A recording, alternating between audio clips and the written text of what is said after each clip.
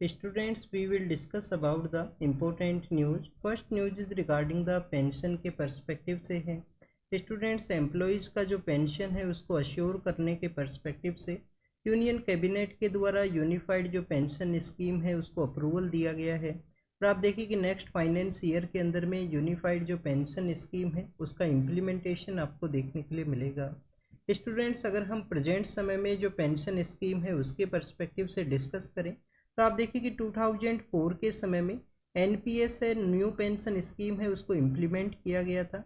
और प्रेजेंट समय में आपको जो पेंशन का जो कॉन्सेप्ट है एम्प्लॉयज़ के रिगार्डिंग में इसी के थ्रू आपको देखने के लिए मिलता है. आप देखिए कि काफ़ी बार आपको एक डिबेट भी देखने के लिए मिलता है कि कुछ स्टेट गवर्नमेंट्स के द्वारा या कुछ स्टेट का जो पॉलिटिकल पार्टी जो उनके द्वारा अपने मैनिफेस्टो के अंदर प्रॉमिस किया जाता है कि जब अगर उनके द्वारा पावर को सिक्योर किया गया तो ओल्ड पेंशन स्कीम है उसको रिस्टोर किया जाएगा स्टेट के अंदर में. तो जब भी ओपीएस के बारे में मेंशन हुआ करता है तो old pension versus new pension scheme का जो डिबेट है वो भी आपको देखने के लिए मिलता है. तो आपको इन सभी स्कीम्स के बारे में जो बेसिक इन्फॉर्मेशन है वो ज़रूर से होना चाहिए.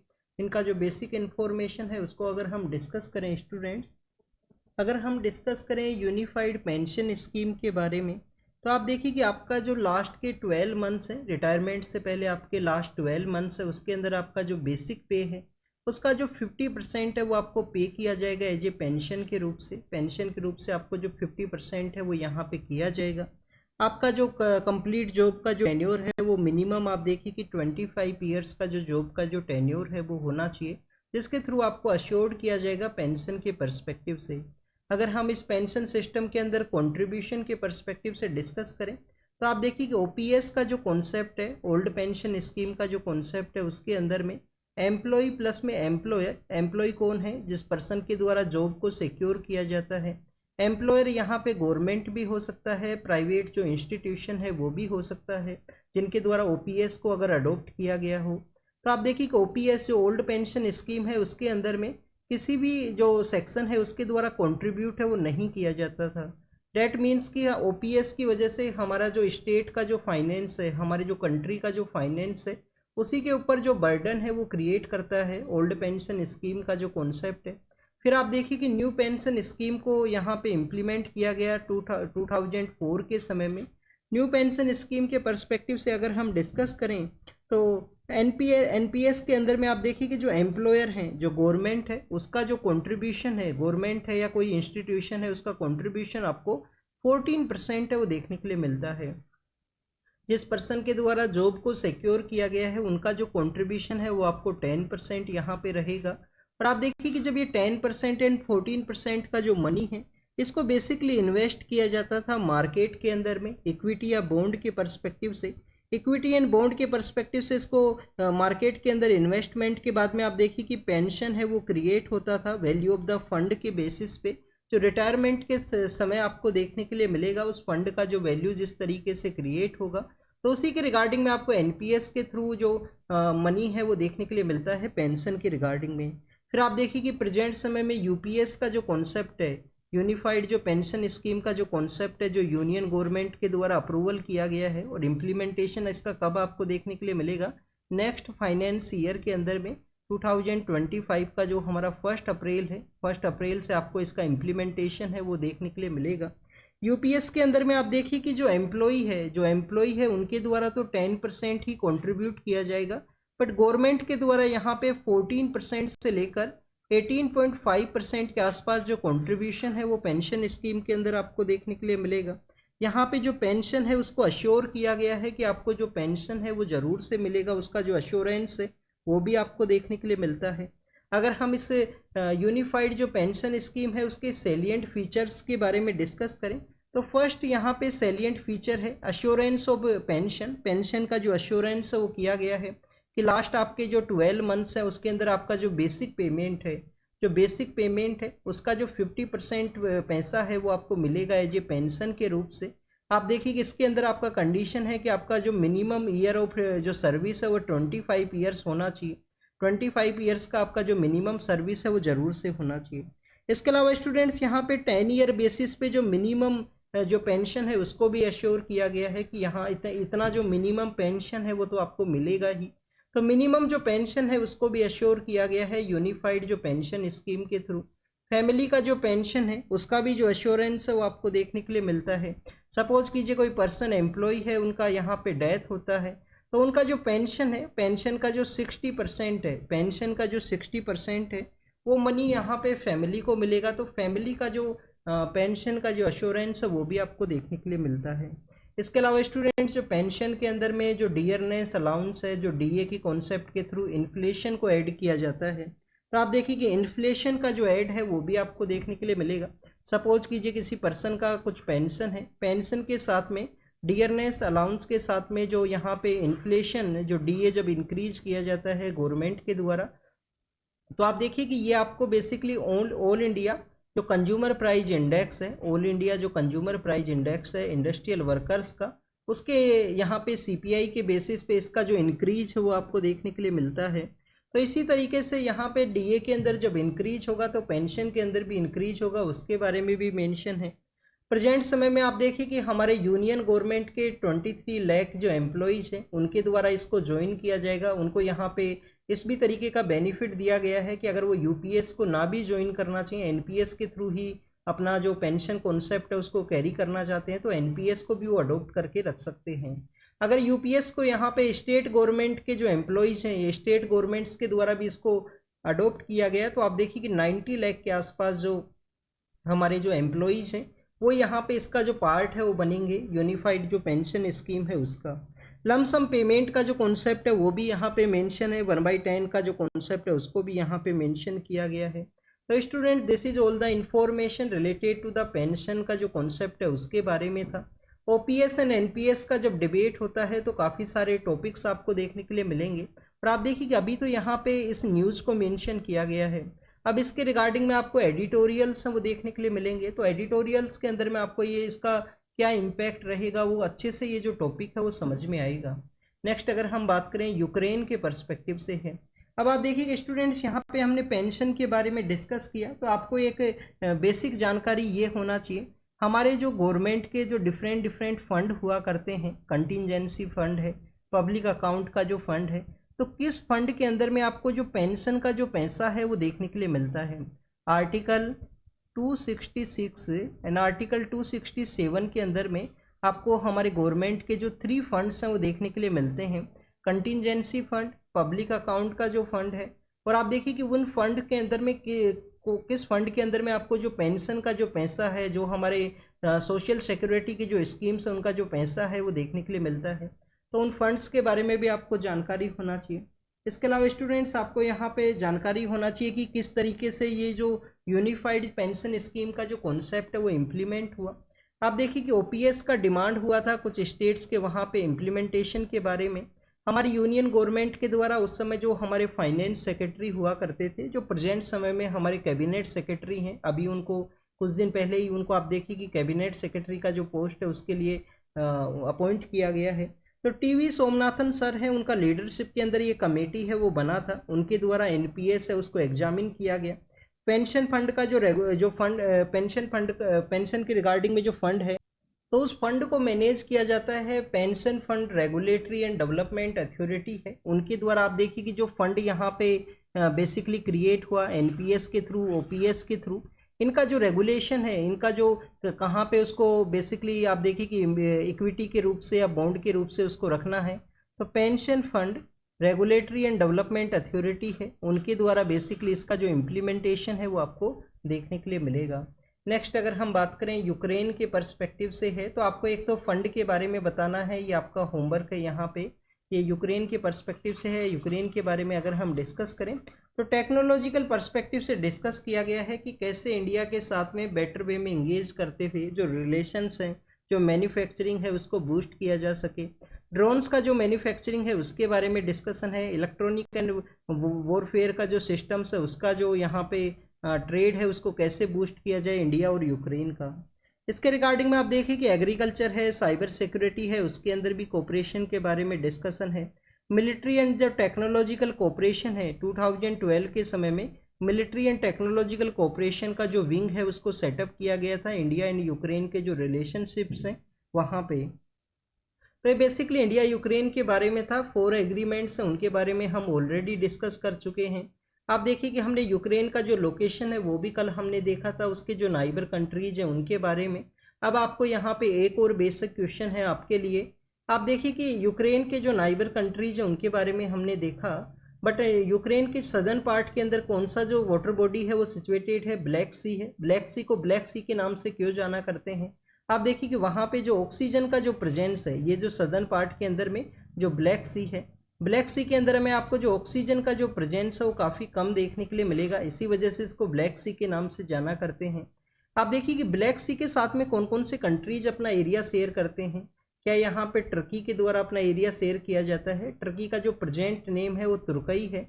आप देखिए कि टर्की के अलावा क्या जॉर्जिया के द्वारा अपना एरिया शेयर किया जाएगा, रसिया के द्वारा, यूक्रेन के द्वारा? तो आपको इनके जो कंट्रीज हैं उनके बारे में ज़रूर से पता होना चाहिए कि ब्लैक सी के अंदर में कौन कौन से कंट्री हैं जो अपना एरिया यहाँ पे शेयर करते हैं। ड्रोन एंड इलेक्ट्रॉनिक जो वॉरफेयर सिस्टम है जिसके एग्रीमेंट्स यहाँ पे साइन हुए हैं, उसका जो बेसिक मैंडेट को क्या है कि इंडिया के अंदर मैन्युफैक्चरिंग को डेवलप किया जा सके। बहुत कंट्रीज को आप देखिए कि एग्रीमेंट के थ्रू जो बेनिफिट है वो यहाँ पे रिसीव हो। एग्जाम के पर्पज से ऐसा कुछ ज़्यादा इंपॉर्टेंट आपको यहाँ पे इंफॉर्मेशन है वो नहीं है इस न्यूज़ के अंदर में। नेक्स्ट अगर हम डिस्कस करें कैलकाटा का जो केस है उसके बारे में है। आप देखिए कि कैलकाटा का जो मेडिकल कॉलेज है उसके अंदर एक ट्रेनी डॉक्टर है, उनके अगेंस्ट में जो हीनियस क्राइम का जो एक्टिविटी है या जो केस है वो देखने के लिए मिला था। तो यहाँ पे कुछ पर्सन्स हैं जिनको कि बेसिकली जो एजेंसीज हैं उनके द्वारा आप देखिए कि अरेस्ट किया गया है या उनसे क्वेश्चंस वो भी किए जा सकते हैं। तो पॉलीग्राफी जो टेस्ट है, पॉलीग्राफी का जो टेस्ट है उसके रिगार्डिंग में अप्रूवल है वो मांगा गया है सीबीआई के द्वारा, क्योंकि आप देखिए कि केस को ट्रांसफ़र कर दिया गया था सीबीआई को।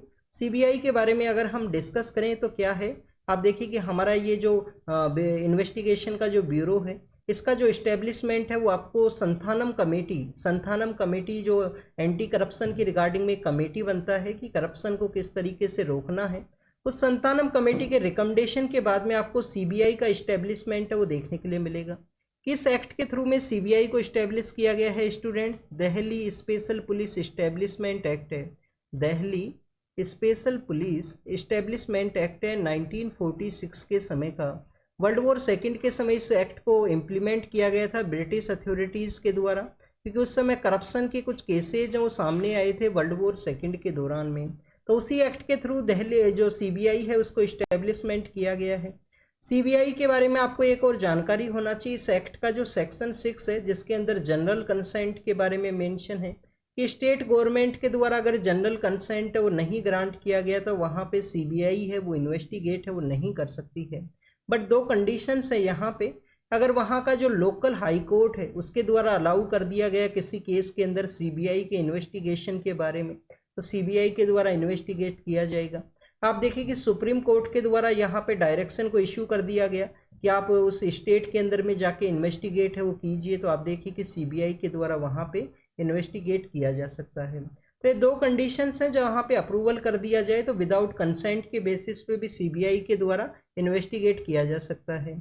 नेक्स्ट अगर हम डिस्कस करें यूनियन टेरिटरीज़ के, वहाँ पे भी क्या सीबीआई को बेसिकली जो कंसेंट का जो रिक्वायरमेंट है, जो जनरल कंसेंट का जो कॉन्सेप्ट है इस एक्ट का जो सेक्शन 6A है उसके थ्रू में, तो आप देखिए कि यूनियन टेरिटरीज़ के वहाँ पे कंसेंट का जो कॉन्सेप्ट है वो नहीं देखने के लिए मिलेगा आपको। अब आप देखिए कि पॉलीग्राफी टेस्ट के बारे में है, क्या जो पॉलीग्राफिक टेस्ट का जो कॉन्सेप्ट है क्या ये हमारे कोर्ट के अंदर इसको पॉलीग्राफिक टेस्ट के अंदर किसी पर्सन के द्वारा कुछ बताया गया, क्या कोर्ट के अंदर में उसको एज ए एविडेंस के रूप से माना जाता है? तो स्टूडेंट्स आपको यहाँ पे आर्टिकल 20 के बारे में पता होना चाहिए। आर्टिकल 20 क्या है?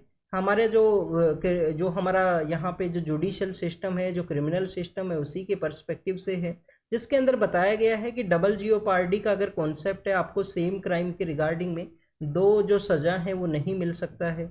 इसके अलावा आप देखिए कि रेट्रोस्पेक्टिव वे में आप जो लॉज हैं उनको इम्प्लीमेंट नहीं कर सकते हो, बट उसका भी एक एक्सेप्शन है, आपको क्रिमिनल लॉज के रिगार्डिंग में वो देखने के लिए मिलेगा। सिविल लॉज के अंदर उनका इम्प्लीमेंटेशन है वो अलाउ है, क्योंकि आप देखिए कि रिसेंटली एक न्यूज़ था सुप्रीम कोर्ट के द्वारा स्टेट का जो गवर्नमेंट्स है उनको टैक्सेशन के रिगार्डिंग में मिनरल्स एंड माइंस का जो एरिया है वहाँ पे टैक्सेशन के लिए अलाउ किया था कि अगर उनके द्वारा वहाँ पे आप देखिए कि जो कस्टम ड्यूटी है उसको लिया जाता है, तो वो टैक्सेशन का उनका पार्ट है, क्योंकि वहाँ पे जो मिनरल है वो जनरेट होता है, तो स्टेट गवर्नमेंट के द्वारा भी कुछ जो पैसा है वो लिया जा सकता है। बट आप देखिए कि वहाँ पे काफ़ी सारे ऐसे स्टेट्स हैं जिनके द्वारा बैक डेट के अंदर उसके इम्प्लीमेंटेशन के बारे में डिस्कस किया गया था, वो टॉपिक भी न्यूज़ के अंदर में था। तो आप देखिए कि जो क्रिमिनल केस है उसी के रिगार्डिंग में रेट्रोस्पेक्टिव वे में बैक डेट के अंदर में जाके जो सज़ा है उसको चेंज नहीं किया जा सकता। उस समय किस तरीके से कानून है, उस समय किस तरीके से कानून है, उसके अकॉर्डिंग में जो सज़ा है, जो पनिशमेंट है वो दिया जाता है। अब इसके रिगार्डिंग में एक टॉपिक को हम डिस्कस करेंगे। आप देखिए कि 2012 के समय दिल्ली के अंदर में एक बेसिकली एक वुमेन के अगेंस्ट में आप देखिए कि हीनियस क्राइम का एक्टिविटी देखने के लिए मिला था, जिसको कि हम निर्भया केस के नाम से जाना करते हैं। निर्भया केस के समय में एक एक जो पर्सन है जो उस क्राइम के अंदर इन्वॉल्व था, उनका आप देखिए कि एज है वो लेस देन 18 था। लेस देन 18 का जो एज था उस समय में था। उस समय हमारा जो जुवेनाइल जस्टिस एक्ट है, जो हमारा जुवेनाइल जस्टिस एक्ट है, उसके अंदर अमेंडमेंट वो नहीं किया गया था। तो बेसिकली आप देखिए कि जो पर्सन वहाँ पे माइनर था उसको रिलीज भी किया गया, उनको नेम चेंज करते हुए रिहेबिलिटेशन है वो भी किया गया है। उनको जब 18 ईयर का जो समय कंप्लीट हुआ, जो भी उनका पनिशमेंट था, उसके बाद में आप देखिए कि उनका रिहेबिलिटेशन भी किया गया और उनका जो नेम चेंज करके हुए एक डिफरेंट आइडेंटिटी है वो भी उनको प्रोवाइड किया गया। अब अगर हम बात करें यहाँ पे जुवेनाइल जस्टिस एक्ट के बाद में, तो आप देखिए कि जब उनको रिलीज किया गया तो प्रोटेस्ट देखने के लिए मिला था। तो प्रोटेस्ट के दौरान में आप देखिए कि उस समय जुवेनाइल जस्टिस एक्ट को अमेंड किया गया कि कोई पर्सन है 16 टू 18 एज का, ये जो कैटेगरी है 16 टू 18 का जो कैटेगरी है, और इसके अंदर अगर उसके द्वारा हीनियस क्राइम को कमिट किया गया है, तो हीनियस क्राइम का कमिट के दौरान में उसको आप देखिए कि एज ए एडल्ट के रूप से ट्रीट किया जाएगा। तो उस समय अमेंडमेंट उसके लेटर फेज के अंदर हुआ। तो आप नहीं, आप देखिए कि जिस पर्सन को रिलीज किया गया था उस केस से रिलेटेड, तो उनको अब यहाँ पे जो पनिशमेंट है वो नहीं दिया जा सकता, क्योंकि उनका जो क्राइम का जो कमिटमेंट है उस समय जो लॉ है उसके रिगार्डिंग में जो आपको जो पनिशमेंट है वो देखने के लिए मिलेगा। तो आर्टिकल 20 के अंदर क्या है, डबल जीओपार्डी का जो कॉन्सेप्ट है वो आपको नहीं देखने के लिए मिलेगा। नो रेट्रोस्पेक्टिव लॉ है उसको भी इम्प्लीमेंट नहीं किया जा सकता है। क्रिमिनल सेक्टर के अंदर एक्सेप्शन है, सिविल के अंदर उनको किया जा सकता है। इसके अलावा स्टूडेंट्स, जो सेल्फ इनकारनेशन का जो कॉन्सेप्ट है कि खुद ही अपना केस के अंदर में आप देखिए कि जो यहाँ पे sorry students, no self incrimination है। नो सेल्फ इंक्रिमिनेशन के अंदर क्या है कि आप जो पर्सन है वो अक्यूज नहीं हो सकता है किसी भी ऑफेंस के रिगार्डिंग में, या compel to witness against the himself, कि अपने ही अगेंस्ट में जो विटनेस के रूप से उसको जो एक्सेप्ट वो नहीं किया जाएगा कोर्ट के द्वारा। तो बेसिकली पॉलीग्राफिक जो टेस्ट है उसका जो बेनिफिट है वो क्या है, बेनिफिट ये है कि यहाँ पे अगर अथॉरिटीज़ के द्वारा जो इन्वेस्टिगेशन एजेंसीज है उनके द्वारा इन्वेस्टिगेट किया जाता है, और हमारे जो क्रिमिनल लॉज है उनके अंदर आप देखिए कि चेंज किया गया है, जिसके अंदर आपको इंडियन एविडेंस एक्ट को आप देखिए कि भारतीय जो साक्ष्य संहिता है उसके थ्रू उसका जो इम्प्लीमेंटेशन है वो आपको देखने के लिए मिलेगा। तो किसी पर्सन के द्वारा अगर पॉलीग्राफिक टेस्ट के अंदर कोई एविडेंस बताया जाता है कि सपोज कीजिए ये पर्सन है, इनके द्वारा बता दिया गया यहाँ पे हमने एविडेंस से उनको छुपाया है, तो उन एविडेंस को कोर्ट के अंदर एडमिट है वो किया जा सकता है, क्योंकि पॉलीग्राफिक टेस्ट के जो यहाँ पे जो आउटकम्स मिले हैं उनका यूज किया जा सकता है। कोई थ्योरी है, कोई एविडेंस है वो मिलता है तो उनको एडमिट किया जा सकता है कोर्ट के द्वारा। अगर हम पॉलीग्राफिक टेस्ट के बारे में डिस्कस करें, तो एक आप देखिए कि फिजियोलॉजिकल इंडिकेशन है, ब्लड प्रेशर है, पल्सेस हैं, रेस्पिरेशन सिस्टम है, स्किन का जो कंडक्टिविटी है, ऐसे काफ़ी सारे जो कॉन्सेप्ट हैं उसके थ्रू ये आपको देखने के लिए मिलता है। टेस्ट के अंदर एक अजप्शन है, हर एक क्वेश्चन का एक न्यूमेरिकल वैल्यू हुआ करता है। न्यूमेरिकल वैल्यू के थ्रू में आप देखिए कि इसको अज्यूम किया जाता है, तो ये आपको पॉलीग्राफिक टेस्ट है उसके थ्रू आपको देखने के लिए मिलेगा। और भी डिफरेंट डिफरेंट वे के अंदर टेस्ट है। एक नार्को एनालिसिस है, नार्को एनालिसिस के अंदर आप देखिए कि सोडियम जो पेंथोथल है उसका जो यूज है वो किया जाता है, उसको आप देखिए कि काफ़ी बार आर्टिकल 21 है उसके भी वायलेशन के रूप से देखा गया है। अगर हम बात करें स्टूडेंट्स, क्रिमिनोलॉजिस्ट नाम के एक पर्सन हुआ करते थे 19th सेंचुरी के अंदर में, उनके द्वारा बेसिकली जो पॉलीग्राफिक टेस्ट है उसको प्रमोट किया गया था 19th सेंचुरी के समय में। 2010 के समय में जो कंसेंट है उसके रिगार्डिंग में डिस्कस किया गया हमारे यहाँ पे। सेल्वी वर्सेज आप देखिए कि Selvi versus state of Karnataka का एक केस है 2010 के समय का। उस केस के अंदर में बेसिकली बताया गया कि जो पर्सन है उसका जो कंसेंट और रिक्वायरमेंट है पोलीग्राफिक टेस्ट को कंडक्ट करने से पहले। आर्टिकल 20 का जो क्लोज 3 है, नो सेल्फ इंक्रिमिनेशन का जो कॉन्सेप्ट है, तो आप देखिए कि नो सेल्फ इंक्रिमिनेशन का जो राइट है वो दिया गया है हर एक पर्सन को।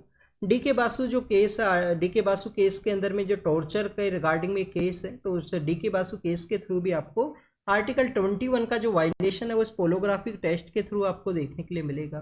तो आप देखिएगा आर्टिकल 20 के बारे में हमने रीड किया, 21 डी के बासु केस के पर्सपेक्टिव से है, कंसेंट का रिक्वायरमेंट है।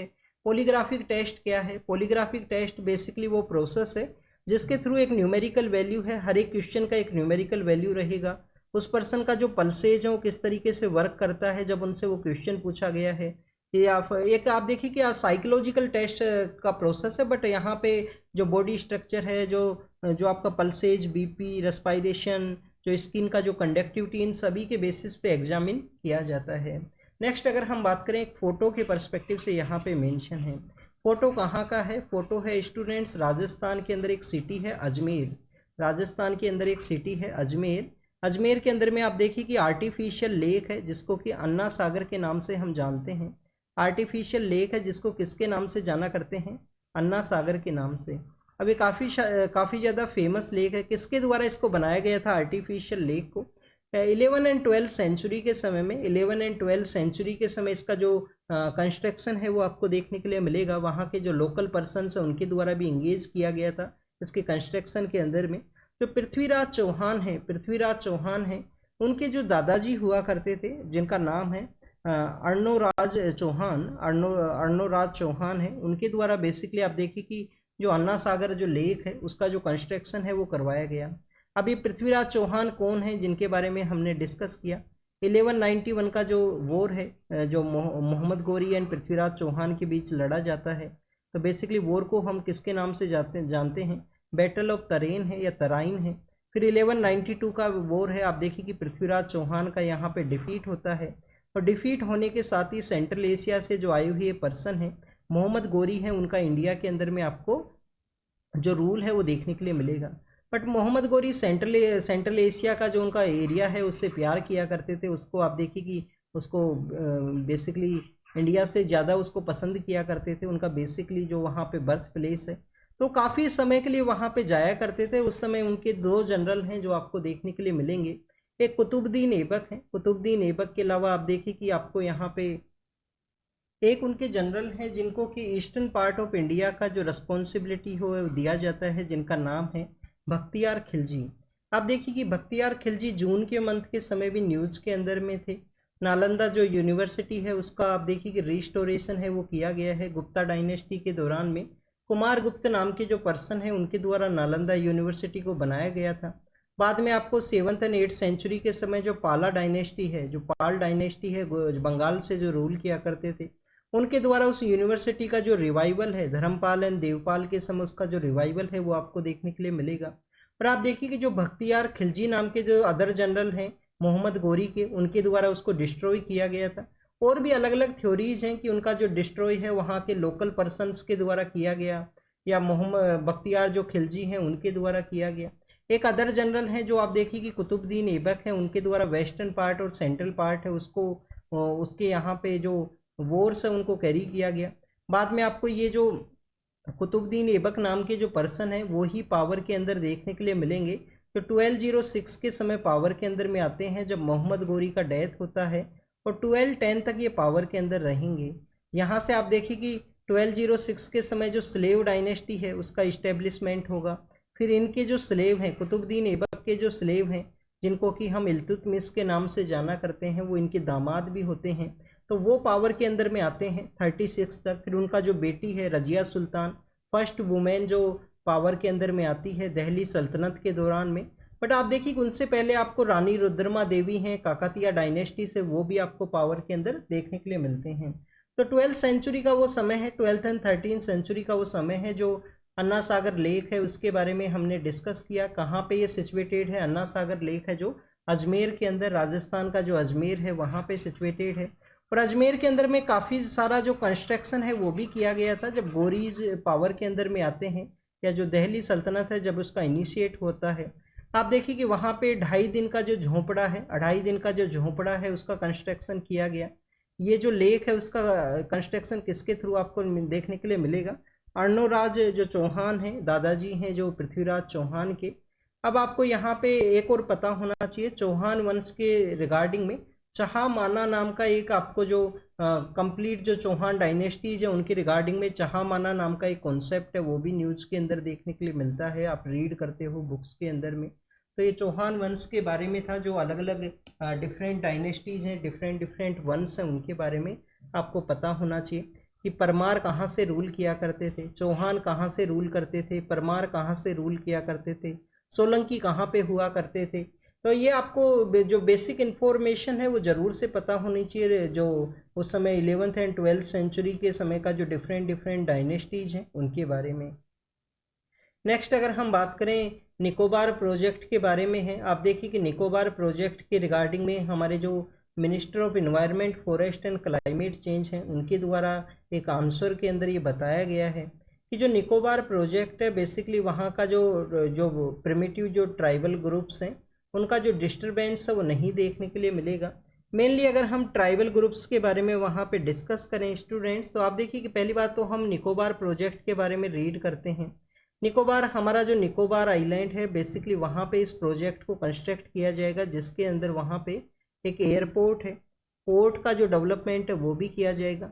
मिनिस्टर के द्वारा अपना जो रिप्लाई है उसके उनसे एक क्वेश्चन पूछा गया था, उसी के रिप्लाई के अंदर ये बताया गया है उनके द्वारा। रिप्लाई के अंदर उनके द्वारा और भी कुछ बताया गया है कि स्ट्रेटजिक पॉइंट के पर्सपेक्टिव से ये इम्पोर्टेंट है, इस वजह से वहाँ पे डेवलपमेंट किया गया है। स्ट्रेटजिक पर्सपेक्टिव से अगर हम डिस्कस करें इसके बारे में तो हाई पावर कमेटी है उसको बनाया गया था। बट आप देखिए कि नेशनल स्ट्रेटजिक एंड डिफेंस के पर्सपेक्टिव से जो हाई पावर कमेटी है उसका जो रिपोर्ट है उसको पब्लिक डोमेन के अंदर नहीं रखा जा सकता है। आप देखिए कि चाइना का जो एक्सपेंशनिस्ट जो पॉलिसी है, मरीन जो पोचर्स हैं उनके द्वारा यहाँ का जो मरीन जो रिसोर्सेज है उनको पोचिंग किया गया है, तो उन सभी को प्रोटेक्ट करने के लिए हमारे जो अंडमान एंड निकोबार हैं, लक्षद्वीप आइलैंड है, इंडिया का जो स्ट्रेटजिक पर्सपेक्टिव से भी इम्पोर्टेंट है। इंडिया का जो प्रेजेंस है इंडियन ओशियन के अंदर में उसको मोर एफिशिएंट वे में इंश्योर किया जाता है इन आइलैंड्स के द्वारा, चाहे वो सिक्योरिटी के पर्सपेक्टिव से हो, इंडिया का जो यहाँ पे प्रेजेंस हो इन एरियाज़ के अंदर में, और हमारे जो साउथ ईस्ट एशिया के जो कंट्रीज़ हैं, जो कम्प्लीटली सदर्न पार्ट के जो आइलैंड्स हैं उनके साथ में बेसिकली जो रिलेशन है उसको भी ये बूस्ट करता है, इंडिया के जो आइलैंड्स हैं उनका इस तरीके से प्रेजेंस होना। अब आप देखिए कि यहाँ पे जो पीवीटीजी जो कम्युनिटी हैं जिनको कि हम सिम्फोनीज के नाम से जाना करते हैं, उनके डिस्प्लेसमेंट के बारे में मना किया गया है। अंडमान जो आदिम जनजाति विकास समिति है उनके द्वारा पार्टिसिपेट नहीं किया गया है इस प्रोजेक्ट के पर्सपेक्टिव से। और आप देखिए कि वहाँ पे एक टर्टल है उसके बारे में भी मेंशन है, जिसको कि हमने काफ़ी बार टेलीग्राम चैनल है, काफ़ी बार न्यूज़ के वहाँ पे भी डिस्कस किया। कौन सा जो वाइल्ड लाइफ सेंचुरी है उस एरिया के अंदर सिचुएटेड है, जिसके ऊपर इम्पैक्ट है वो हो सकता है स्ट्रेटजिक एंड जो डिफेंस का ये जो प्रोजेक्ट है उसके रिगार्डिंग में। इसके अलावा स्टूडेंट्स जब भी पीवीटीजीज के बारे में डिस्कशन होता है तो अंडमान एंड निकोबार का आपको जो पीवीटीजी कम्युनिटी है, आपको जो 5 ट्राइबल ग्रुप्स हैं वो देखने के लिए मिलता है वहाँ पे अंडमान एंड निकोबार के वहाँ पे, तो उसके बारे में आपको ज़रूर से पता होना चाहिए। आप देखिए कि आइलैंड जो वहाँ पे जो ट्राइबल ग्रुप्स हैं उसके रिगार्डिंग में आपको एक और इन्फॉर्मेशन ये होना चाहिए कि जो ओनरशिप है, फॉरेस्ट लैंड का जो ओनरशिप है उसको कभी भी जो रिकॉग्नाइज है वो नहीं किया गया है आइलैंड जो डेवलपमेंट जो अथॉरिटी है उनके द्वारा। इसके अलावा स्टूडेंट्स आपको यहाँ पे जो अंडमान एंड निकोबार को जो सेपरेट करने वाला 10 डिग्री चैनल है उसके बारे में भी आपको पता होना चाहिए। तो लिटिल अंडमान को और कार निकोबार को सेपरेट करता है 10 डिग्री जो चैनल है, वो किसको सेपरेट करता है? लिटिल अंडमान, लिटिल जो अंडमान है, जो अंडमान का जो सदर्न पार्ट है, वैसे जो सदर्न आइलैंड है वहाँ पे तो जो कैपिटल जो सिटी है पोर्ट ब्लेयर वो भी सिचुएटेड है अंडमान का जो सदर्न पार्ट है वहाँ पे। Little Andaman and car Nicobar नाम का जो द्वीप है, जो आइलैंड है, उनको सेपरेट किया जाता है 10 डिग्री चैनल के थ्रू में। अब आपके लिए यहाँ पे जो होमवर्क है वो क्या है? होमवर्क आपके लिए है 3 स्पेशल जो हमारे इम्पोर्टेंट एरियाज हैं वो आपके लिए होमवर्क है। एक तो आपको होम फ्रे स्ट्रेट के बारे में पता होना चाहिए। होम फ्रे जो स्ट्रेट है वो बेसिकली कौन से आइलैंड है उनको कनेक्ट करता है अंडमान एंड निकोबार के वहाँ पे, तो इस स्ट्रेट के बारे में आपको जानकारी होना चाहिए। ओस्टिन जो स्ट्रेट है, ओस्टिन स्ट्रेट के बारे में भी आपको पता होना चाहिए, वो कौन सा दो वाटर बॉडी हैं जिनको वो कनेक्ट करता है। और इसके अलावा स्टूडेंट्स वहाँ पे एक पास है, होमफ्रे स्ट्रेट हुआ। होमफ्रे स्ट्रेट के अलावा आप देखिए कि ओस्टेन स्ट्रेट है, ओस्टेन स्ट्रेट किसको कनेक्ट करता है। और वहाँ पे एक पास आपको देखने मिलता है जिसको कि हम डंकेन पास के नाम से जाना करते हैं। तो ये जो तीन एरियाज हैं वो किस किस को कनेक्ट करते हैं, इनके बारे में आप रीड करना, ये आपका होमवर्क है। निकोबार प्रोजेक्ट का जो वाइल्ड लाइफ सेंचुरी है, कौन सा वाइल्ड लाइफ सेंचुरी वहाँ पे प्रेजेंस है, जिसके अंदर इम्पैक्ट हो सकता है इस प्रोजेक्ट की वजह से, वो आपको रीड करना है। पीवीटीजीज के बारे में हमने यहाँ पे देखा, पीवीटीजी के रिगार्डिंग में आप देखिए कि पीएम जनमन नाम का जो स्कीम है, जनजाति आदिवासी न्याय महाअभियान का जो स्कीम है, आप देखिए कि जो गवर्नमेंट के द्वारा इनिशिएट किया गया था। नेक्स्ट अगर हम बात करें स्टूडेंट सियांग रिवर के बारे में है। सियांग रिवर बेसिकली आपको अरुणाचल प्रदेश के वहाँ पे देखने के लिए मिलता है। वहाँ के लोगों के द्वारा बेसिकली प्रोटेस्ट भी किया गया था लास्ट मंथ के अंदर में कि हमारे यहाँ पे जो डैम का जो कंस्ट्रक्शन है वो मत कीजिए। अब इंडियन गवर्नमेंट के द्वारा डैम का जो कंस्ट्रक्शन है या हाइड्रो पावर प्रोजेक्ट है उसके रिगार्डिंग में क्यों वहाँ पे डिस्कस किया गया है। आप देखिए कि ये जो रिवर है इसका जो ओरिजिनेशन है वो आपको चाइना के वहाँ पे देखने के लिए मिलता है। चाइना के वहाँ पे इस रिवर को यारलंग सांगपो के नाम से जानते हैं, यारलंग सांगपो के नाम से आपको ये जो रिवर है वो देखने के लिए मिलता है। अरुणाचल प्रदेश के अंदर जैसे ही ये जो रिवर है वो एंटर करता है, इसको हम दिहांग के नाम से जानेंगे, दिहांग एंड सियांग के नाम से इसको जाना करते हैं।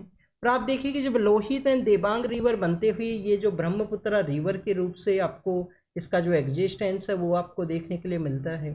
तो वहाँ पे डैम का जो कंस्ट्रक्शन है उसके रिगार्डिंग में जो लोकल पर्सनस हैं, जो आदि जो ट्राइबल कम्युनिटी है वहाँ पे, आदि जो ट्राइबल कम्युनिटी है उनके द्वारा, लोकल पर्सनस के द्वारा डैम के अगेंस्ट में जो प्रोटेस्ट है वो लास्ट मंथ भी किया गया था।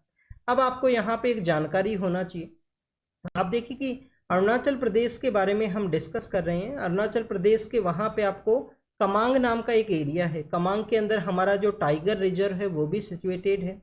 तो हमारा जो फॉरेस्ट का जो रीजन है सबसे ईस्ट के अंदर में कौन सा जो टाइगर रिजर्व है, क्या तवांग हमारा जो फॉरेस्ट का टाइगर रिजर्व है, या कमांग जो है वो हमारा फॉरेस्ट के अंदर में टाइगर रिजर्व है। तो ये आपको जरूर से पता होना चाहिए अरुणाचल प्रदेश के पर्सपेक्टिव से, ये आपका होमवर्क है। अरुणाचल प्रदेश के बारे में हम जब रीड करते हैं स्टूडेंट्स, तो आप देखिए कि अरुणाचल प्रदेश को स्टेट का जो स्टेटहुड का जो दर्जा है वो कब दिया गया था। आप देखिए कि हमारे जो नॉर्थ ईस्ट के जो स्टेट्स हैं उसके अंदर एक आसाम को आप देखिए, आसाम के बाद में एक नागालैंड इसके रिगार्डिंग में एक्सेप्शन है कि नागालैंड को 1962-63 के समय क्रिएट किया गया। नागालैंड को ग्रेटर नागालिंगम मूवमेंट चलता है डॉक्टर फीजो का लीडरशिप के अंदर में। फिर आप देखिए कि 1971-72 का जो समय है, 71-72 का जो समय है, हमारे जो नॉर्थ ईस्ट के जो स्टेट्स हैं उसके अंदर में आपको चेंज है वो देखने के लिए मिलेगा। 3 नए स्टेट हैं वो वहाँ पे बनाए जाते हैं, 3 जो नए स्टेट हैं वो बनते हैं। और फार ईस्ट के अंदर में जो सबसे टॉप के ऊपर में है अरुणाचल प्रदेश, और सबसे डाउन के अंदर कौन सा है, मिजोरम। फार ईस्ट का जो एरिया है, इंडिया का जो फार ईस्ट का जो एरिया है, तो उसके अंदर में सबसे टॉप के ऊपर कौन है, अरुणाचल प्रदेश है। सबसे डाउन के अंदर आपको मिजोरम देखने के लिए मिलेगा। इन दोनों को आप देखिए कि यूटी बना दिया गया था 1971-72 के समय, और इनको फिर स्टेटहुड कब दिया जाता है, 1987 के समय गोवा के साथ में। गोवा को जब स्टेटहुड ग्रांट किया गया, गोवा है, अरुणाचल प्रदेश है और मिजोरम है, इनको स्टेटहुड आपको 1987 के समय देखने के लिए मिलेगा। नेक्स्ट अगर हम डिस्कस करें डिफेंस के एग्रीमेंट्स के बारे में है, यूएस के वहाँ पे हमारे जो डिफेंस मिनिस्टर सर हैं वो विजिट के लिए गए थे, उनके द्वारा काफ़ी सारे जो डिफेंस के पर्सपेक्टिव से जो एग्रीमेंट्स हैं, सिक्योरिटी एंड सप्लाई का जो एग्रीमेंट है, 2047 का जो विजन है उसको ध्यान में रखते हुए इंडिया का जो डिफेंस मैन्युफैक्चरिंग है उसको ये बूस्ट कर सके, वो जो एग्रीमेंट्स हैं उनको यहाँ पे साइन किया गया है। आप देखिए कि इंडिया एंड यूएस का जो स्ट्रेटजिक पार्टनरशिप फोरम है वो भी आपको देखने के लिए मिलता है, जिसके अंदर में 2047 इंडिया का जो 100 ईयर्स है इंडिपेंडेंस का, उसका जो विजन है वो वहाँ पे देखने के लिए मिलेगा। तो इंडिया यूएस आप देखिए कि स्ट्रेटजिक जो पार्टनरशिप फोरम है, इसके अलावा सिक्योरिटी एंड सप्लाई जो एग्रीमेंट्स हैं जो साइन किए गए हैं इंडिया के द्वारा यूएस के साथ में डिफेंस पार्टनरशिप के पर्सपेक्टिव से, और मैन्युफैक्चरिंग के अंदर जो इंडस्ट्रियल लीडर्स हैं उनको भी यहाँ पे डोमेन के अंदर रखा गया है। क्या एग्जाम के पर्पज से इंपॉर्टेंट है, आपको एक डिफेंस के एग्रीमेंट्स के बारे में पता होना चाहिए, बट आप देखिए कि टू मच डिटेल के अंदर जो क्वेश्चंस है वो यहाँ पे नहीं पूछा जा सकता है, क्योंकि इस तरीके से जो एग्रीमेंट्स हैं वो आपको देखने के लिए मिलते हैं कंटिन्यूस वे के अंदर में। बट आप देखिए कि कोई एग्रीमेंट अगर कंटिन्यूस न्यूज़ के अंदर रहेगा तो उसके बारे में हम रेगुलरली न्यूज़पेपर के अंदर डिस्कस करेंगे। H1N1 की जो डेथ है उनके बारे में है। H1N1 क्या है स्टूडेंट्स? स्वाइन फ्लू है। H1N1 क्या है? स्वाइन फ्लू है। स्वाइन फ्लू आप देखिए कि 2009 के समय में 2009 का जो समय है उस समय इसका आउटब्रेक है वो देखने के लिए मिला था। काफ़ी सारी जो डेथ है उनको भी रिपोर्ट किया गया था। अभी हमारा जो अथॉरिटीज़ है उनके द्वारा बताया गया है पंजाब, केरल एंड गुजरात के वहाँ पे H1N1 का जो डेथ है उनको डिटेक्ट किया गया, उनका जो डेथ का जो रिपोर्ट्स हैं वो सामने आया है। अब अगर हम बात करें H1N1 या स्वाइन फ्लू के पर्सपेक्टिव से, ये बेसिकली आपको एक रेस्पिरेटरी जो इन्फेक्शन है वो देखने के लिए मिलता है। जो पिग्स हैं, ह्यूमन्स हैं, उनके अंदर में इसका इम्पैक्ट होता है। काफ़ी सारी ये जोनेटिक डिजीज हैं जो पिछले कुछ ईयर्स के अंदर में जिनका स्प्रेड हुआ है। जोनेटिक डिजीज़ क्या है? जोनेटिक डिजीज़ आप देखिए कि जो हमारे एनिमल्स हैं, एनिमल्स से ह्यूमंस के अंदर ये स्प्रेड करती हैं। एनिमल्स इनके नेचुरल होस्ट आपको देखने के लिए मिलेंगे। काफ़ी सारी जो डिजीज हैं उनके वायरस हैं, उनके जो पैथोजेंस हैं उनके नेचुरल होस्ट आपको देखने के लिए मिलेंगे। और एनिमल्स से इनका जो आउटब्रेक्स है वो ह्यूमन बींग्स के अंदर होगा। तो इन डिजीज़ को बेसिकली हम जूनोटिक डिजीज़ के नाम से जाना करते हैं। जूनोटिक जो डिजीज़ हैं जिसके अंदर में आपका जो आपका जो डिफरेंट डिफरेंट जो वायरस हैं, जैसे कि आप देखिए कि रेबीज मेनली आपको देखने के लिए मिलता है। फिर H1N1 है। H1N1 के अलावा आप देखिए कि जो बर्ड फ्लू है H5N1 है, बर्ड फ्लू है। निफा वायरस है, निफा वायरस भी आपको इसी के थ्रू देखने के लिए मिलता है। केरल के अंदर उसका आउटब्रेक हुआ था 2018 के समय भी, और रिसेंट भी जो केसेज हैं वो डिटेक्ट किए गए थे। कोविड-19 है, कोविड-19 भी इसी तरीके से हुआ था। जब कोविड-19 स्टूडेंट्स हुआ उसके बाद में आप देखिए कि WHO के द्वारा या इंटरनेशनल प्लेटफॉर्म के ऊपर में एक वन हेल्थ का जो अप्रोच है, वन हेल्थ का जो अप्रोच है वो न्यूज़ के अंदर में था। अब ये वन हेल्थ का अप्रोच क्या है? आप देखिए कि हमारा जो हेल्थ के अंदर जो सर्विलेंस का जो एजेंसी है, जिनका हेल्थ का आउटब्रेक को डिटेक्ट करना है, हेल्थ का जो सर्विलेंस जिनको कैरी करना होता है, तो उन एजेंसीज के द्वारा ह्यूमन बींग्स का ही सर्विलेंस आपको देखने के लिए मिलता है। बट काफ़ी सारी डिजीज ऐसी हैं जो एनिमल्स से ह्यूमंस के लिए स्प्रेड हुई हैं। जंगल्स का जो संख्या है, जो फॉरेस्ट का जो संख्या है वो ऑलरेडी डिक्लाइनिंग फेज के अंदर में है। आप देखिए कि फॉरेस्ट से जो एनिमल्स है उनका स्प्रेड हुआ है, ह्यूमन बींग से जो कॉन्टैक्ट है वो यहाँ पे इस्टेब्लिश हुआ है। कुछ यहाँ पे जो कुछ ह्यूमन बींग्स का या कुछ एरियाज़ के अंदर में आप देखिए कि जो डाइट का जो प्रैक्टिस है कि उनको एनिमल का जो रिलेटेड जो मीट है उसको कंज्यूम करना है, तो वो भी आपको एक देखने के लिए मिलता है। उसकी रिगार्डिंग में भी इसका इम्पैक्ट है। तो हमारा जो हेल्थ का जो एजेंसीज है उनके द्वारा सिर्फ ह्यूमन जो पर्सन है, जो पर्सनस है उन्हीं का सर्विलेंस ना किया जाए, एनिमल्स का भी सर्विलेंस यहाँ पे हो कंटिन्यूस बेसिस पे, जिसको कि वन हेल्थ अप्रोच के नाम से हम जानते हैं। ह्यूमन ट्रैफिकिंग के बारे में है। NIA के द्वारा एक पर्सन है, सोशल मीडिया इन्फ्लुएंसर है, उनको बेसिकली आप देखिए कि अरेस्ट किया गया। बेसिकली अगर हम इस टर्म के बारे में डिस्कस करें, social media influencer, social media influencer students कुछ भी नहीं है। बेसिकली डेट मीन्स कि यहाँ पे जो बैठ के बातें कर सकें। इन्फ्लुएंस के नाम पे ऐसा नहीं है कि कोई कंस्ट्रक्टिव वर्क किया गया हो कोई कंट्री के डेवलपमेंट के रिगार्डिंग में। वन काइंड ऑफ देखिए कि आप सोशल मीडिया जो कंपनीज हैं उनके द्वारा अपना जो प्रमोशन करने के पर्सपेक्टिव से इस तरीके से आपको जो डिफरेंट वे के अंदर जो प्लेयर्स हैं वो देखने के लिए मिलते हैं, जो डिफरेंट वे के अंदर में उनका जो पब्लिसिटी का जो स्टंट्स है वो आपको देखने के लिए मिलेगा। वैसे एक सोशल मीडिया इन्फ्लुएंसर है, उनके द्वारा ह्यूमन ट्रैफिकिंग के अंदर NIA के द्वारा उनको अरेस्ट किया गया है। लाओस के अंदर उनके जो पर्सन है, लाओस के अंदर उनके जो पर्सन है, लाओस कहाँ पे है? साउथ ईस्ट एशिया के अंदर में। वियतनाम, लाओस, कंबोडिया, ये साउथ ईस्ट एशिया के अंदर में है। और हमारा जो साउथ ईस्ट एशिया के साथ में जो कनेक्टिविटी है या जो ब्रिज है उसको भी ये सेटअप करते हैं। तो ह्यूमन ट्रैफिकिंग की कुछ एलिगेशन है जब इनको अरेस्ट किया गया। ज़्यादा एग्जाम के पर्पज़ से कुछ इम्पोर्टेंट नहीं है यहाँ पे। नेक्स्ट अगर हम बात करें बायोटेक का जो मैन्युफैक्चरिंग है उसके पर्सपेक्टिव से है। यूनियन गवर्नमेंट के द्वारा, ministry of science and technology के द्वारा बायोटेक्नोलॉजी के रिगार्डिंग में आप देखिए कि बायो E3 का जो कॉन्सेप्ट है उसको लॉन्च किया गया। बायो E3 का जो कॉन्सेप्ट है उसको लॉन्च किया गया। अब ये क्या है बायो E3? 3 ऐसे एरियाज हैं जहाँ पे बायोटेक्नोलॉजी को यूज़ किया जा सके। एक तो कंट्री का इकोनॉमिक बूस्ट के रिगार्डिंग में, कंट्री का जो इकोनॉमिक बूस्ट है उसके पर्सपेक्टिव से। इन्वायरमेंट के रिगार्डिंग में, इन्वायरमेंट का तो सख्त ज़रूरत है प्रेजेंट समय में, हाल से जो क्लाइमेटिक कंडीशंस है उनको देखते हुए। इकोनॉमी का भी आप देखिए कि ज़रूरत है कंट्री को, और आप देखिए कि एम्प्लॉयमेंट है वो भी यहाँ पे जनरेट किया जाए, जो हमारा डेमोग्राफिक डिविडेंड है उसको भी बेटर वे में हम यूटिलाइज करें एम्प्लॉयमेंट के थ्रू में। तो students, economic, environment and employment के रिगार्डिंग में बायोटेक्नोलॉजी का जो यूज़ है वो किया जाए, जिसको कि बायो E3 का जो नाम है वो दिया गया है, बायोटेक्नोलॉजी मैन्युफैक्चरिंग के बूस्ट के पर्सपेक्टिव से। इसको लॉन्च किया गया ministry of science and technology, DBT का जो डिपार्टमेंट है, डिपार्टमेंट ऑफ बायोटेक्नोलॉजी, उनके थ्रू आपको ये देखने के लिए मिलेगा। आप देखिए कि बायोटेक्नोलॉजी का जो मैन्युफैक्चरिंग है या इसके अंदर जो प्रोसेसिंग है उसको इस तरीके से बूस्ट करना है, जैसे 90s के एरा के समय में, जो 90s के समय इंडिया का जो IT इंडस्ट्री है जिस तरीके से बूस्ट हुआ। IT आप देखिए कि इंडिया का one of the after the, अगर हम बात करें एग्रीकल्चर के अंदर हमारा जो सरप्लस है, एग्रीकल्चर के अंदर पर्सनस टू मच इंगेज है, 46% पॉपुलेशन इंगेज है, GDP के अंदर में काफ़ी कम है। बट आप देखिए कि कभी हम PL 480 नाम का जो स्कीम है उसके ऊपर डिपेंड हुआ करते थे, जिसके अंदर जो फूड है, जो ग्रेन्स हमको सप्लाई किए जाते थे, उनका क्वालिटी आपको सही नहीं देखने के लिए मिलेगा। बट आप देखिए कि जो प्रेजेंट समय में हमारे यहाँ पे, हमारा तो फूड सिक्योरिटी को हम इंश्योर ही करते हैं, हमारा जो फूड सिक्योरिटी है उसको तो हम इंश्योर किया गया है। बट आप देखिए कि काफ़ी सारे ऐसे कंट्रीज हैं जिसके अंदर हमारा जो एग्रीकल्चर सरप्लस है उसको भी सप्लाई किया जाता है।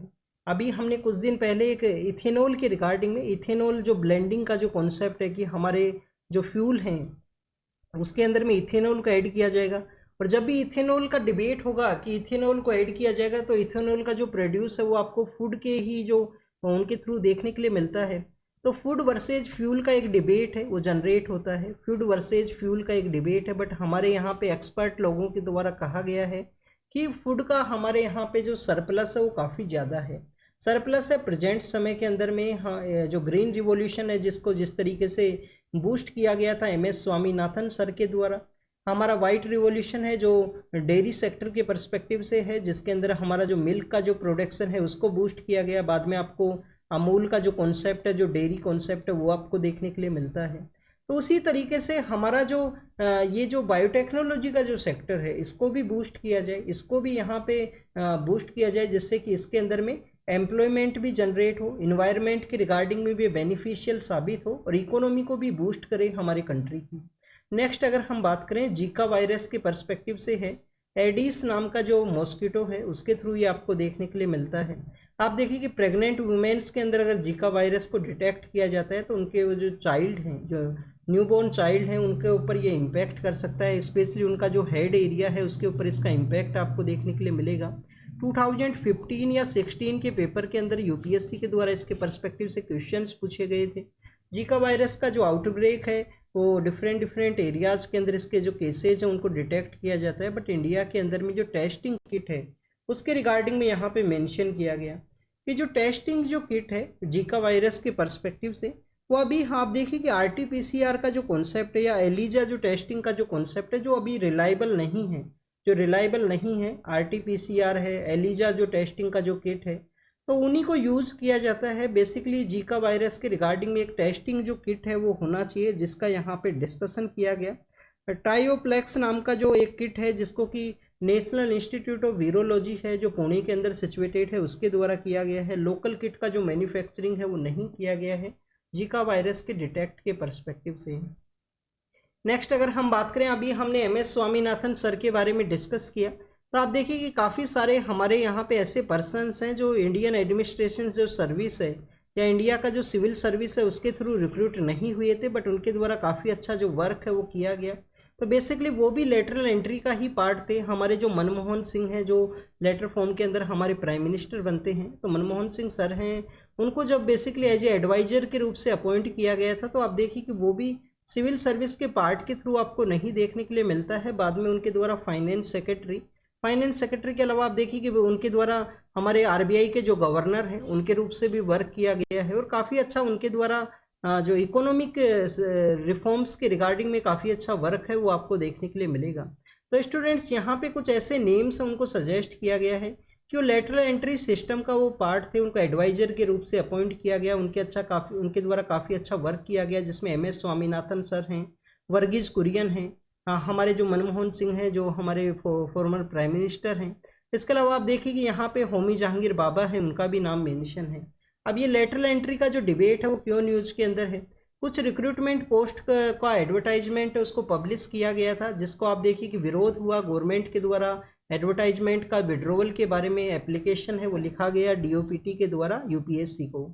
लेटरल एंट्री का कॉन्सेप्ट क्या है? हमारे जो सिविल सर्वेंट्स हैं वो आप देखिए कि हर एक डिपार्टमेंट के हेड आपको देखने के लिए मिलते हैं।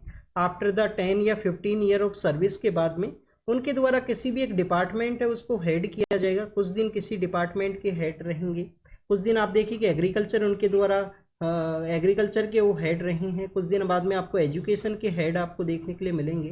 तो आप देखिए कि वो एक्सपर्ट तो हर एक एरिया के अंदर में, सॉरी, वो जर्नलिस्टिक जो सर्विस है वो आपको देखने के लिए मिलता है कि एक्सपर्ट वो किसी भी डोमेन के अंदर नहीं है, बट आप देखिए कि पावर उनके पास में सभी एरियाज़ के रिगार्डिंग में आपको कुछ कुछ समय के लिए देखने के लिए मिलता है। तो क्यों ना लेटरल एंट्री के थ्रू जो एक्सपर्ट पर्सन है किसी भी डोमेन के अंदर में उनको रिक्रूट किया जा सके, और हमारा जो सिविल सर्विस है, जो हमारा ब्यूरोक्रेसी है, उसके अंदर एफिशिएंसी को अचीव किया जाए। बट अभी उसका प्रोटेस्ट होने की वजह से जो स्क्रूटनाइज प्रोसेस के अंदर लेटरल एंट्री का जो पॉलिसी है वो आपको देखने के लिए मिलेगा। कुछ पॉलिटिकल पार्टीज के द्वारा डिबेट किया गया था कि यहाँ पे रिजर्वेशन होना चाहिए। आप देखिए कि लेटरल एंट्री के थ्रू आप यहाँ पे काफ़ी सारे लोग हैं उनको रिक्रूट करोगे, और आप देखिए कि रिजर्वेशन का कॉन्सेप्ट अगर नहीं ग्रांट किया जाएगा तो जो सोशल जस्टिस है, कुछ हमारा ऐसा कम्युनिटीज़ हैं जिनको कि प्रॉपर डोमेन के अंदर नहीं है, उनको पुश का ज़रूरत है। तो आप देखिए कि जो सोशल जस्टिस का जो कॉन्सेप्ट है उसको ये इम्प्लीमेंट नहीं करता है। उसी के प्रोटेस्ट के रिगार्डिंग में लेटरल एंट्री का जो एडवर्टाइजमेंट है उसको विड्रोवल किया गया है। प्रोसिक्यूशन के बारे में है, यहाँ पे प्रोसिक्यूशन के बारे में डिस्कस किया गया है कि पब्लिक सर्वेंट को कब प्रोसिक्यूट किया जा सकता है। कर्नाटका के केस के पर्सपेक्टिव से है। एंटी करप्शन का अगर उनकी रिगार्डिंग में चार्ज है तो उनको प्रोसिक्यूट किया जा सकता है, उसी के बारे में कंप्लीट डिस्कशन है। कौन से पैनल के अंदर में, आईपीसी के अंदर क्या मेंशन था, प्रेजेंट हमारे जो क्रिमिनल लॉज है उसके अंदर में क्या मेंशन है, इसके पर्सपेक्टिव से उसका भी यहाँ पे डिस्कशन है। बट एग्जाम के पर्पज से ज़्यादा कुछ इंपॉर्टेंट नहीं है। एंटी करप्शन के जो लॉज हैं वो आपको पता होना चाहिए कि एंटी करप्शन लॉज के अंदर में किसी पर्सन को अगर चार्ज किया गया है तो उनको प्रोसिक्यूट है वो किया जा सकता है। मलयालम जो मूवी इंडस्ट्री है वहाँ पे आप देखिए कि जस्टिस के हेमा का लीडरशिप के अंदर एक कमेटी बनता है। कमेटी के द्वारा मास लेवल के ऊपर जो अब्यूज़ है उसके बारे में मेंशन किया गया है कि वहाँ पे जो आप देखिए कि बेसिकली जो फीमेल जो एक्टर्स हैं, फीमेल जो एक्ट्रेस हैं, उनको यहाँ पे जो इस तरीके का जो प्रॉब्लम है वो फेस करना होता है, उसके बारे में मेंशन किया गया था। तो बेसिकली जो हमारा आर्टिस्ट का जो सेक्टर है, जो हमारा मूवी इंडस्ट्री है, वो भी आप देखिए कि prevention of sexual harassment at work place को सेफ एंड सिक्योर बनाना है। विशाखा गाइडलाइन है सुप्रीम कोर्ट का, उसी के थ्रू 2013 का ये हमारा एक्ट आपको देखने के लिए मिलता है। तो prevention of sexual harassment at work place जो सेफ एंड सिक्योर के रिगार्डिंग में है उसको इम्प्लीमेंट किया जाए। जो आईसीसी जिसके अंदर फॉर्म होता है कि मोर देन 10 पर्सन है किसी भी ऑर्गेनाइजेशन के अंदर में, तो इंटरनल जो कंप्लेंट कमेटी है वो कॉन्स्टिट्यूट की जाती है उस डिपार्टमेंट के रिगार्डिंग में, जिसके अंदर वहाँ पे इन्वेस्टिगेशन होता है कि जो एलिगेशंस हैं, जो अब्यूज़ के जो एलिगेशन है, हरेसमेंट के जो एलिगेशन है वो सही है या गलत हैं। तो आप देखिए आईसीसी के थ्रू उनको यहाँ पे एग्जामिन किया जाए। जो जस्टिस के हेमा कमेटी का जो रिपोर्ट्स है उसके रिगार्डिंग में क्या यहाँ पे चेंज होंगे, जिससे कि आप देखिए कि मिनिस्ट्री ऑफ जो वुमेन एंड चाइल्ड डेवलपमेंट है उनके द्वारा एक सी बॉक्स को भी स्टार्ट किया गया था कि जो इलेक्ट्रॉनिक वे में भी अपना जो कंप्लेंट है उसको रजिस्टर किया जा सकता है। यहाँ पे किसी भी वुमेन के द्वारा अगर उनको यहाँ पे वर्क प्लेस के अंदर जो सेफ एंड सिक्योर एनवायरनमेंट नहीं मिला है, कोई भी जो प्रॉब्लम है वो उनके द्वारा फेस किया गया। नेक्स्ट अगर हम बात करें इंटरनेशनल स्पेस स्टेशन के अंदर में जो एस्ट्रोनॉट है वो गए हैं, एक इंडियन ओरिजिन से रिलेटेड है, सुनीता विलियम्स है, उनके बारे में यहाँ पे मेंशन है। इंटरनेशनल स्पेस स्टेशन के अंदर में कौन कौन सा एजेंसी हैं वो इंगेज हैं, 4 या 5 एजेंसी हैं, उनका नाम आपको पता होना चाहिए। यूरोपियन स्पेस एजेंसी है, नासा है, आप देखिए कि कनेडियन स्पेस एजेंसी है, तो जापान का जो स्पेस एजेंसी है वो भी आपको देखने के लिए मिलेगा। इंडिया का भी द्वारा अपना खुद का एक स्पेस स्टेशन है, उसके भी सेटअप के रिगार्डिंग में इसरो का यहाँ पे एक मेन मैंडेट है। नेक्स्ट अगर हम बात करें लीबिया के बारे में है, आप देखिए कि लीबिया कहाँ पे है, नॉर्दर्न पार्ट ऑफ अफ्रीका के वहाँ पे गद्दाफी नाम के एक पर्सन है, वो यहाँ के रूलर हुआ करते थे जिनको कि विड्रॉल कर लिया गया था, ओवरथ्रोन कर लिया गया था 2011 के समय में, जब अरब स्प्रिंग का जो समय है। अरब स्प्रिंग कौन से कंट्री के वहाँ से शुरू स्टार्ट हुआ था? टूनीशिया के वहाँ से। टूनीशिया कहाँ है? यहीं पे ही, इसी के नियर बाई एरियाज़ के अंदर सिचुएटेड है टूनीशिया। जहाँ पे 2009 के समय आपको अरब स्प्रिंग है वो देखने के लिए मिलता है। जो लंबे समय तक जो डिक्टेटर हुआ करते थे, जो पावर के अंदर में थे, उनको ओवरथ्रो किया गया था कुछ कंट्रीज के अंदर में।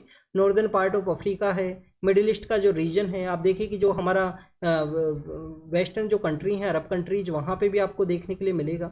जिसके अंदर आप देखिए कि बाद में पावर को कैप्चर करने के रिगार्डिंग में जो एक टेररिस्ट ऑर्गेनाइजेशन या एक इंसर्जेंट ऑर्गेनाइजेशन है आईसिस, उसका आपको डेवलपमेंट देखने के लिए मिलेगा जो इराक एंड सीरिया का जो रीजन है वहाँ पे। नेक्स्ट अगर हम बात करें लीबिया के अंदर में जो एक्सट्रीमिस्ट ग्रुप हैं, जो आर्म्ड ग्रुप्स है, और वहाँ का जो सिक्योरिटी एजेंसीज है, उनकी रिगार्डिंग में एक एग्रीमेंट साइन हुआ है। नेक्स्ट अगर हम डिस्कस करें मास्को एंड कीव के द्वारा जो प्रिजन ऑफ वॉर हैं उनको रिलीज किया गया है मास्को एंड कीव के द्वारा। और आप देखिए कि नेक्स्ट अगर हम डिस्कस करें साउथ चाइना सी के बारे में है। फिलीपाइंस का कैपिटल है मनीला। मनीला के अंदर किसका हेडक्वार्टर है? एशियन डेवलपमेंट बैंक का हेडक्वार्टर है। तो साउथ चाइना सी के अंदर इनका कंटिन्यूअस कन्फ्लिक्ट है। इनके द्वारा कोर्ट के अंदर भी केस किया गया था कि साउथ चाइना सी के अंदर में किसी भी वाटर बॉडी के अंदर में आप देखिए ओपन सी का जो एरिया है, ओपन सी का जो एरिया है आफ्टर द 200 जो नॉटिकल माइल्स के बारे में कोई एरिया है, तो उसके ऊपर किसी भी कंट्री के द्वारा कैप्चर है वो नहीं किया जा सकता है। उनका जो मिनरल एक्सट्रैक्शन का जो एक्टिविटी है वो भी 200 नॉटिकल माइल्स है वहाँ तक ही उसको कैरी करना होता है। इसराइल के द्वारा स्ट्राइक किया गया है गाजा के अंदर में सीज फायर से पहले, आप देखिए कि जिसके अंदर काफ़ी सारे जो लोग हैं उनका डेथ हुआ है। इसराइल के द्वारा कंटिन्यूस स्ट्राइक किया गया, वहाँ के जो पर्सन उनके द्वारा भी स्ट्राइक किया जाता है। तो कंटिन्यूस आप देखिए कि 1 ईयर कंप्लीट होने के लिए आया है। इसराइल का एरिया है वो कंटिन्यूस न्यूज़ के अंदर में है। फ्लड का सिचुएशन क्रिएट हुआ है बांग्लादेश के, वहाँ पे उनके द्वारा एलिगेशन तो इंडिया के अगेंस्ट लगाए गए थे, but ministry of external affair के द्वारा उनको एलिगेशंस को रिजेक्ट किया गया। गोमती रिवर का एरिया है जहाँ पे एक्सेसिव पानी है, त्रिपुरा से वो पानी रिवर फ्लो किया करता है बांग्लादेश के अंदर में, बट वहाँ पे आप देखिए कि एक्सेसिव जो रेनफॉल है वो रिसीव हुआ है। एक्सेसिव रेनफॉल रिसीव होने की वजह से वहाँ पे फ्लड का सिचुएशन क्रिएट है ईस्टर्न पार्ट ऑफ बांग्लादेश के वहाँ पे। तो this is all the information related to the today's newspaper. आप इसको रीड कीजिए, रिवाइज कीजिए। एक तो आप देखिए आज हम थोड़ा लेट हो गए आपको न्यूज़पेपर अपलोड करने के अंदर में, कुछ थोड़े से टेक्निकल इश्यूज़ थे, एक संडे का भी डे था, तो इस वजह से आप लेट कर पाए आपके लिए अपलोड। कोशिश करेंगे कि इसको जल्द ही मॉर्निंग के समय अपलोड किया जाए। जो भी होमवर्क दिया गया है उसको कंप्लीट जरूर से करना और कंटिन्यूस इंगेज हुई न्यूज़पेपर के अंदर में। तो thank you students, thank you very much.